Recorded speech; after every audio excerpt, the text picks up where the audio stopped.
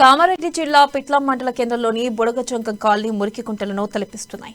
కాలనీలో గల ప్రభుత్వ ప్రాథమిక పాఠశాల కానుకొని ఉన్న బహిరంగ ప్రదేశంలో వ్యక్తి పదార్థాలు వేయడం వల్ల పాఠశాలకు వచ్చే విద్యార్థులు అనేక ఇబ్బందులు పడుతున్నారు. దోమలు, పందులు విపరీతంగా తిరగడంతో అనారోగ్యం పాలవుతున్నట్లు కాలనీ వాసులు అంటున్నారు. అధికారులు స్పందించి వీటిపై చర్యలు చేపట్టాలని కాలనీ వాసులు కోరుతున్నారు.